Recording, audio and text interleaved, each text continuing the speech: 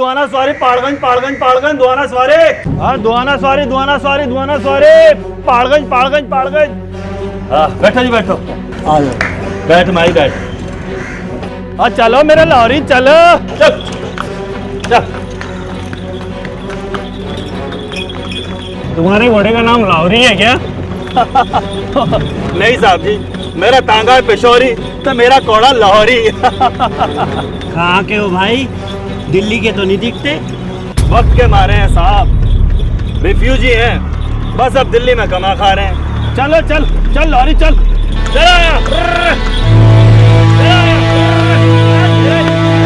कहते हैं समय बहुत बलवान होता है, क्योंकि वक्त का पहिया जब घूमता है तो राजा को रंक और फकीर को बादशाह बना देता है। ऐसी ही एक दास्तां एक टांगा चलाने वाले की भी है।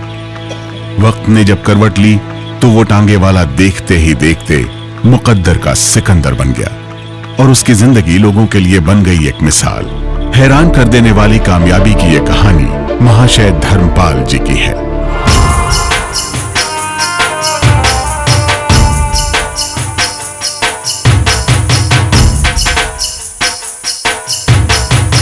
हम अकेले चल दिए थे जान बे मंजिल, हम अकेले चल दिए थे जान बे मंजिल, लोग मिलने कारवां बनता गया वो शांति शांति। गुलाम और अविभाजित भारत के सियालकोट में 1923 में धर्मपाल गुलाटी का जन्म हुआ।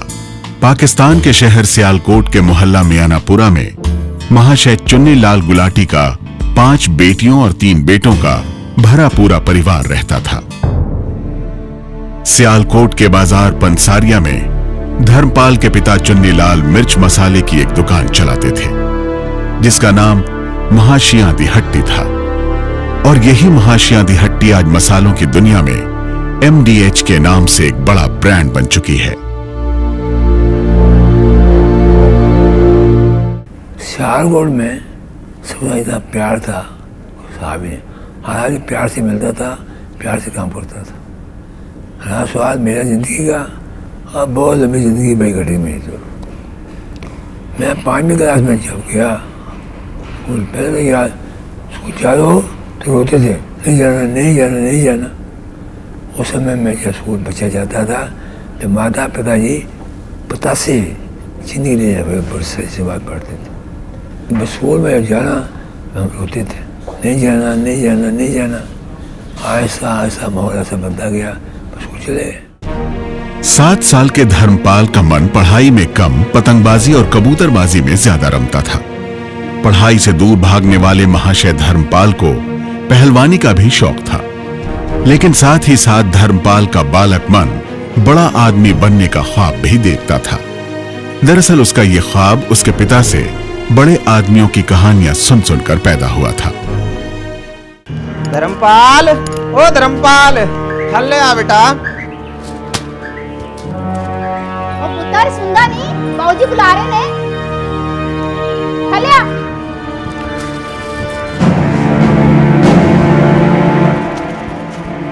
क्या बात है बाबूजी? ओ बेटा, मैं बहुत दिनों से देख रहा हूँ तेरा ध्यान पढ़ाई में नहीं है।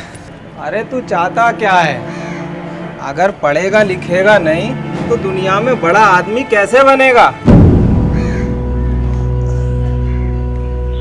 बाबूजी अब तुझसे बताओ मैं की करा?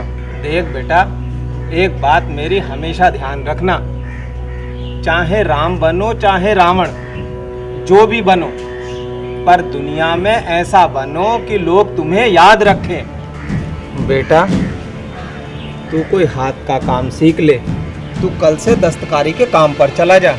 लकड़ी का अच्छा कारीगर बन जाएगा तो कल को अच्छा ठेकेदार भी बन सकता है। समझ रहा है ना बेटा?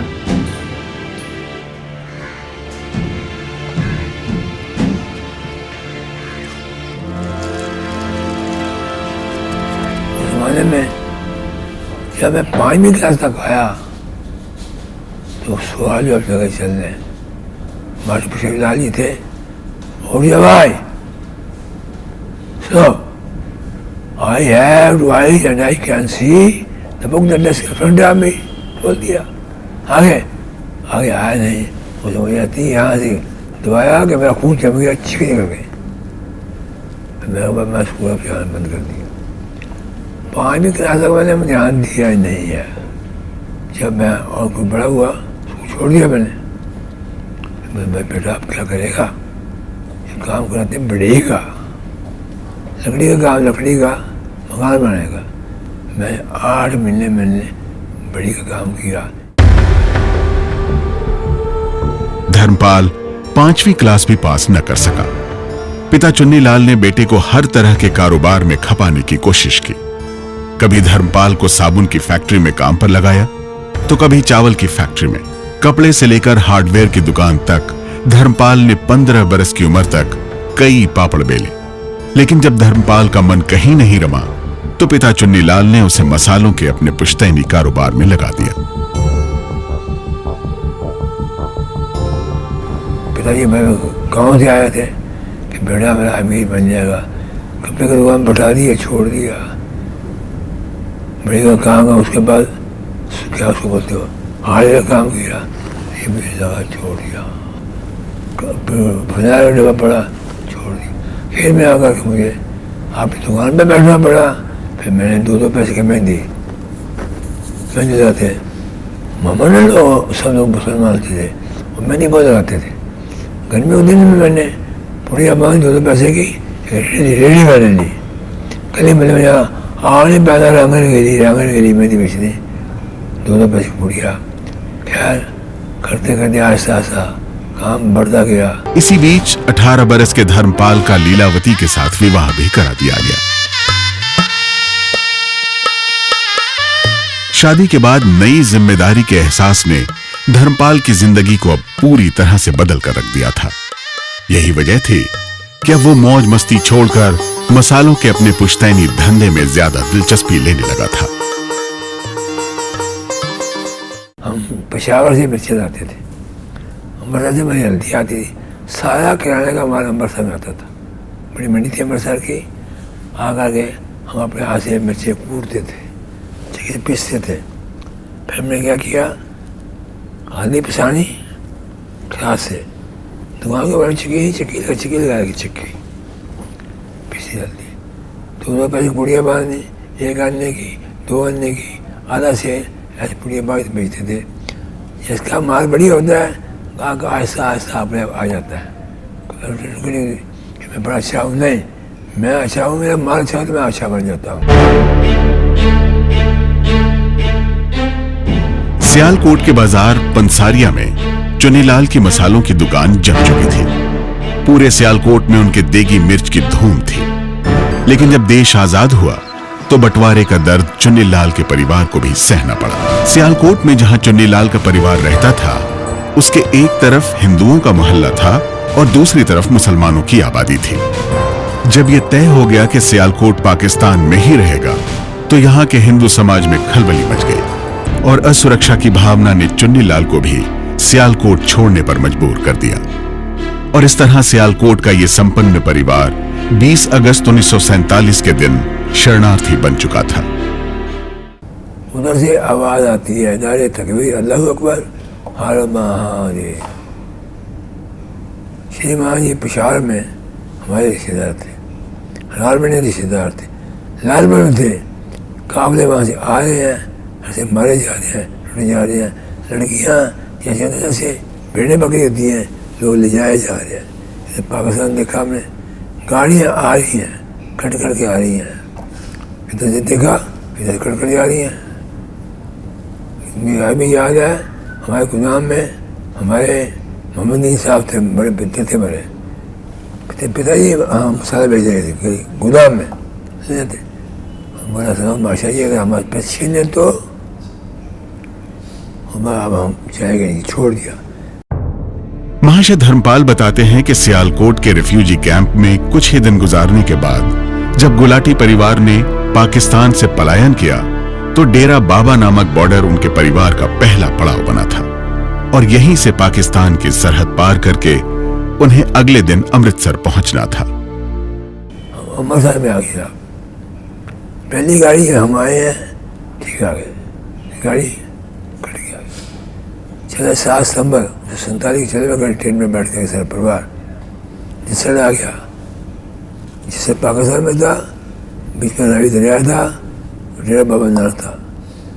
वहाँ से बड़ी मुश्किल से पार किया, चढ़ते घसीटते आते जाए, घसीटते। बरसात का मौसम में बरसात ऐसा हो रही थी, मत कुछ यार रोना आ जाती। लेकिन पलायन की वो रात गुलाटी परिवार पर कयामत की तरह गुजरी थी। रात में जब महाशय धर्मपाल का परिवार सड़क के किनारे सो रहा था, तब एक ट्रक धर्मपाल के चाचा की टांग कुचलता हुआ गुजर गया। मेरे जेब में 1500 रुपया था। मैं, मेरा भाई धर्मवीर बड़ा, मेरा भाई लाला मुर्खा, तीनों आदमी हम चल दिए। हम आए ट्रेन में, जब आए लाशें नशी पड़ी हुई, बरसात हो रही है, और बड़ी मुश्किल से आकर के हम वहाँ सीढ़ी पे आए। सीढ़ी का नाम बढ़ गया मुझे। सीढ़ी में आए वहाँ तो आके नल टूटी हुई थी। वो पैदल चले, फिर रावल लुधियाने में आ गए। लुधियाने खाली पड़ा हुआ था। वो यार भैया बान एक रात हमें ठहरे। 15 अगस्त 1947 भारत आजाद हो चुका था, लेकिन यह आजादी अपने साथ मुल्क के बंटवारे का असहनीय दर्द भी लेकर आई थी। देश के विभाजन से लाखों परिवारों की जिंदगियां बर्बाद हो चुकी थी। वक्त का मारा ऐसा ही एक परिवार धर्मपाल का भी था। रोजगार की तलाश में सियालकोट से सैकड़ों मील का सफर तय करके जब धर्मपाल अपने रिश्तेदारों के साथ दिल्ली पहुंचे, तो करोल बाग में अपनी बहन के घर पर ठहरे थे। करोल बाग में ही एक खाली प्लॉट पर कब्जा करके धर्मपाल ने दिल्ली में अपना पहला आशियाना बनाया था। लेकिन अब रोजगार की चुनौती उनके सामने खड़ी थी। उन दिनों धर्मपाल की जेब में 1500 रुपए ही बाकी बचे थे। पिता से मिले इन 1500 रुपयों में से 650 रुपए का धर्मपाल ने घोड़ा और टांगा खरीद लिया, और इस तरह वो बन गया टांगे वाला।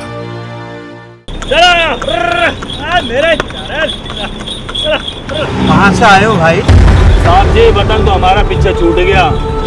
बंटवारा होया तो देश बंटने के साथ साथ हमारा कारोबार भी उजड़ गया। वैसे तो हमारा मुल्क सियालकोट है, पर वो तो अब पाकिस्तान में रह गया साहब जी। अब तो बस रोजी रोटी की तलाश में दिल्ली चले आए। चलो लॉरी चल चल उठ। वो चांदी चुप चला गया। कुछ लोग टांगे भेज रहे थे। वैसा मियाँ तो कितने का? 800 रुपये का। खैर मैं 650 का मेरा टांगा ले लिया। मन में आया काम करेंगे, कहते हैं ना बेकार से कार अच्छी, कुछ तो कहेगा। टांगा ले लिया 650 का। फिर मैं अपने घर पे आया, बड़ी मुश्किल से बाबा टांगा के मुझे पता नहीं था।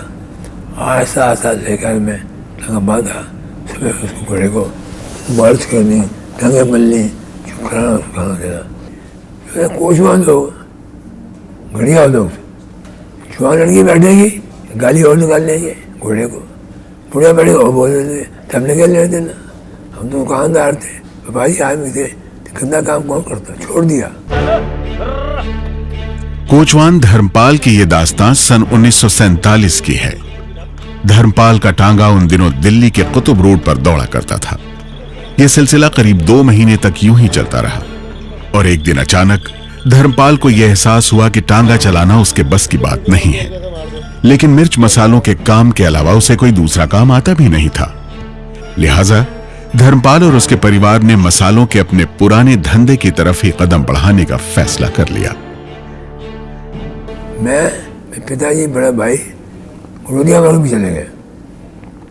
दंगा में नौकर को दिया, तू ले जा भैया, सामने चलाएगा नहीं, छोड़ दी।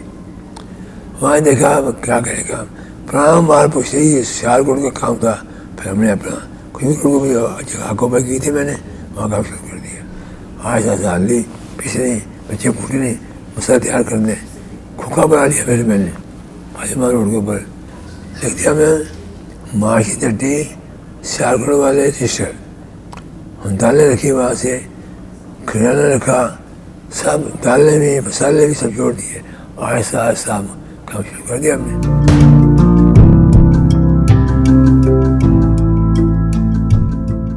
10 अक्टूबर 1948 में धर्मपाल ने अपना टांगा और घोड़ा बेच दिया और करोल बाग के अजमल खान रोड पर ही एक छोटी सी दुकान यानी खोखा बनवा लिया। सियालकोट की एक बड़ी और भरी पूरी दुकान से उठकर अब धर्मपाल का पूरा परिवार एक छोटे से खोखे में आ पहुंचा था। लेकिन आगे चलकर धर्मपाल ने मिर्च मसालों का जो साम्राज्य स्थापित किया, उसकी नींव इसी छोटे से खोखे पर रखी गई थी।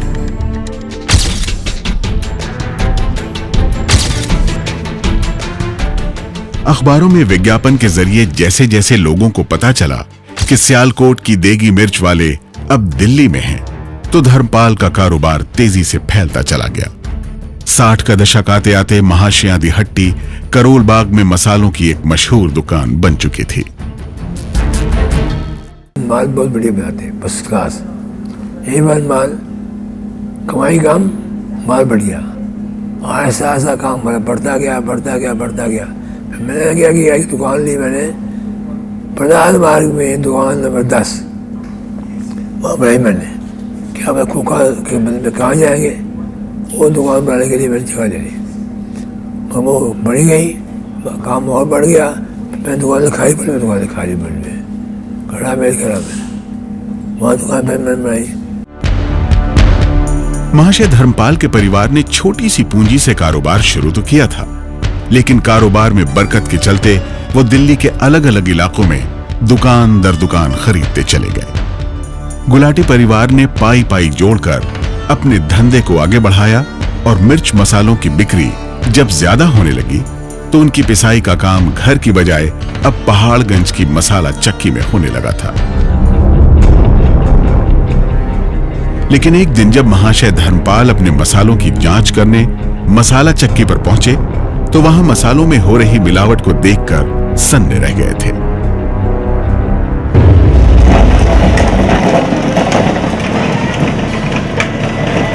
राम राम लाला जी, राम राम। अरे राम राम। और लाला जी ठीक ठाक? सब बढ़िया। देखो माल चल रहा है आपका, पिस रहा है माल।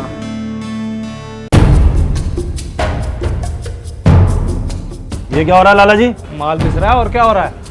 और बाबूलाल जी, इसमें जो ये मिलावट, इल्जाम क्यों लगा रहे हो लाला जी? ये जो है ना, माल आपका ही है। माल पसंद नहीं है ना तो कहीं और से पिसवा लो। अगर हो सके तो खुद ही पीस लिया करो फिर। ठीक है लाला जी, अब खुद ही पीस लेंगे। राम राम। कहता बाबूलाल ने मशीन में चना दाल डाल दी हल्दी में। ओहो, बड़ा काम खराब भाई। मैं वहाँ क्या पहाड़गंज में, बाबूजी आपने ये क्या किया? देखो आप तो बड़े शरीफ आदमी थे, बड़े अच्छे आदमी थे, पाप किया। दाल चने डाल दी, हल्दी का दाम महंगा था 80 में। जानी मर्जी करो जी, आप काम करो, ऐसे बोला। मैं हाथ छोड़ दिया उनको। कुट कुट और कुट ले। सियालकोट के दिनों में ही मसालों की शुद्धता गुलाटी परिवार के धंधे की बुनियाद थी। यही वजह थी कि धर्मपाल ने अपने मसाले खुद ही पीसने का फैसला किया। लेकिन यह काम इतना आसान नहीं था, वो भी उन दिनों में जब बैंक से कर्ज लेने का रिवाज नहीं था। लेकिन महाशय धर्मपाल की यह मुश्किल ही उनकी कामयाबी की वजह बन गई। गुलाटी परिवार ने 1959 में दिल्ली के कीर्ति नगर में मसाला तैयार करने की अपनी पहली फैक्ट्री लगाई। 93 साल के लंबे सफर के बाद सियालकोट की महाशया दी हट्टी आज दुनिया भर में MDH के रूप में मसालों का ब्रांड बन चुकी है। मैं सीखा 6 बातें, 6 बातें। ईमानदार बनना, मेहनत करना और मीठा बोलना। कृपा परमपिता परमात्मा की आशीर्वाद, माता पिता का, संसार का प्यार, दुनिया का। आपसे प्यार से चला है। कितना काम बढ़ गया, कितनी फैक्ट्री बढ़ गया। फिर हमने क्या शुरू किया, वहाँ से बाद एक फैक्ट्री में और लगाई राजस्थान में। ऐसा ऐसा हमने दुबई शुरू किया, लंदन में शुरू की, लंदन में। वहाँ कॉन्फ्रेंस की, हर शहर में काम किया मैं। सारे पंजाब में एजेंसियाँ बना दी, सुपर स्टॉक बना दी है। उनकी कंपनी सालाना करोड़ों रुपए का कारोबार करती है। लेकिन एक टांगे वाले से अरबपति बनने की उनकी ये अद्भुत कामयाबी 60 सालों की कड़ी मेहनत और लगन का नतीजा है। यही वजह है कि आज उनके मसाले दुनिया के 100 से ज्यादा देशों में इस्तेमाल किए जाते हैं और इसके लिए उन्होंने देश और विदेश में मसाला फैक्ट्रियों का एक बड़ा साम्राज्य खड़ा कर दिया है।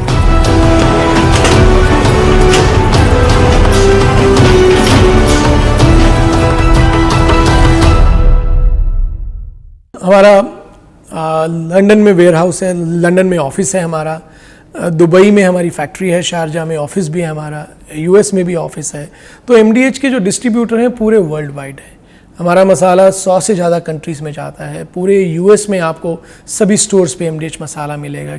इंडिया में तकरीबन 1000 के करीब डिस्ट्रीब्यूटर हैं। हमारे 40 सुपर स्टॉकिस्ट हैं पूरे इंडिया में और 1000 डिस्ट्रीब्यूटर्स हैं। और हम लोग हर महीने 6 लाख आउटलेट्स को केटर करते हैं। दिल्ली के हरिनगर, द्वारका और जनकपुरी के ये वो स्कूल हैं जो महाशय धर्मपाल के ट्रस्ट के जरिए चलाए जाते हैं। जनकपुरी का ये माता चानन देवी अस्पताल भी महाशय धर्मपाल ने अपनी मां की याद में बनवाया है।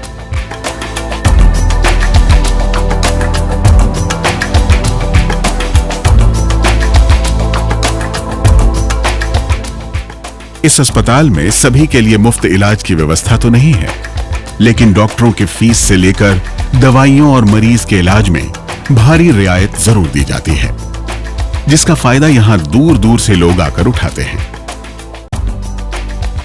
महाशय जी का जो एक मकसद था ये हॉस्पिटल बनाने का, वो मनी मेकिंग नहीं था। उन्होंने ये हॉस्पिटल सेवा भाव के उद्देश्य से बनाया था।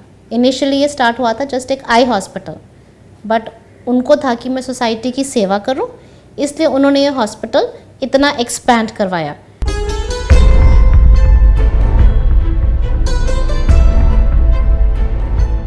स्कूल और अस्पताल से लेकर गौशाला और अनाथ आश्रमों तक महाशय धर्मपाल के सामाजिक कामों की लिस्ट काफी लंबी है।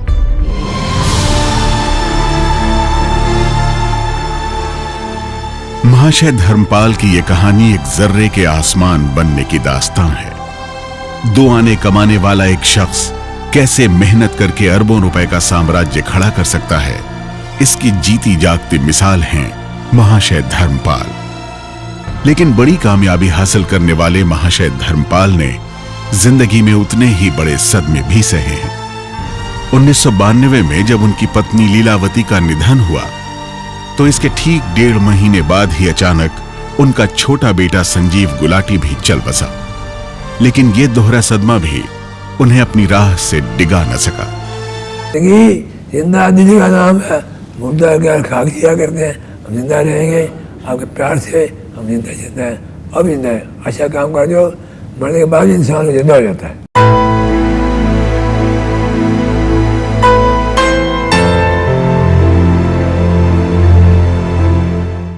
एबीपी न्यूज आपको रखे आगे।